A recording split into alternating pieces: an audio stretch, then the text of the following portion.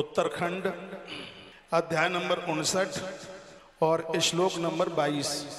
इसमें लिखा है, पितृणाम प्रीतये श्राद्धम कुर्या श्रद्धा समन्वतः एक भक्तम तथा कृता रात्रो भूमु सहित च।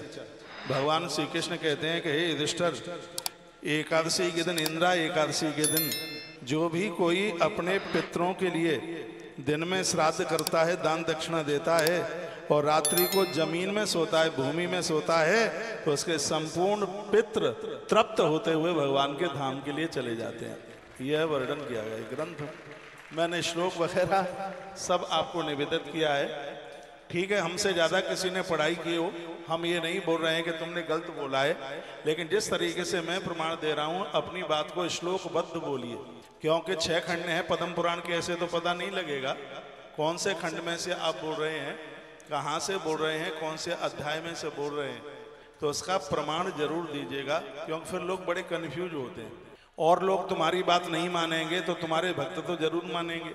और अपने पुराने लोगों को पूछ लीजिए, क्या अभी तक जिन्होंने एकादशी का श्राद्ध किया है तो कहीं ये समाज में सुनने के लिए आया है क्या, श्राद्ध करने वाला, श्राद्ध जीवने वाला और श्राद्ध कराने वाला तीनों घोर नरक में जाएंगे? यदि कहीं सुना हो तो आप बताइए, आपने किसी ने सुना है? मैंने तो नहीं सुना। अब मैं नारद पुराण का एक प्रमाण दे रहा हूँ। नारद पुराण में लिखा है कि अन्न खाने वाला यदि ब्राह्मण एकादशी के दिन मिलता नहीं है, एकादशी के दिन अन्न, उसमें यह भी कहा गया, उन्होंने बोला है कि एकादशी के दिन जब तक अन्न नहीं चलेगा तब तक वह श्राद्ध माना नहीं जाएगा।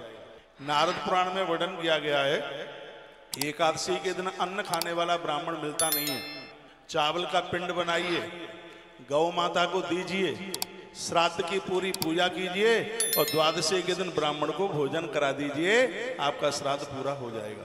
जय हो। ये नारद पुराण के अंतर्गत है वर्णन है। और दूसरी बात सुन लीजिए, उसमें कहा गया है कि एकादशी के दिन ब्राह्मण को बुलाइए, श्राद्ध कीजिए, ब्राह्मण को फलार कराइए, इतने में तुम्हें संतुष्टि नहीं मिल पा रही है तो द्वादशी को बुला करके फिर द्वारा उन्हें भोजन पवा दीजिए, उन्हें अन्न खिला दीजिए, आपका श्राद्ध पूरा माना जाएगा।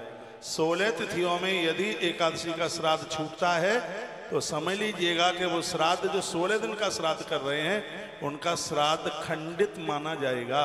एकादशी 17 तारीख को है। यदि आपको जमता है जो हम आपको जो बात कह रहे हैं, हम आपको कंफ्यूज करने वाली बिल्कुल कोई बात नहीं कहेंगे।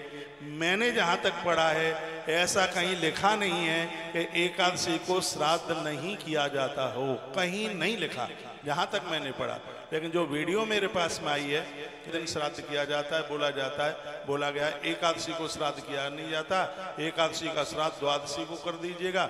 अरे भैया, जिसकी मृत्यु जिस तिथि में हुई है उसका श्राद्ध उसी तिथि में होता है।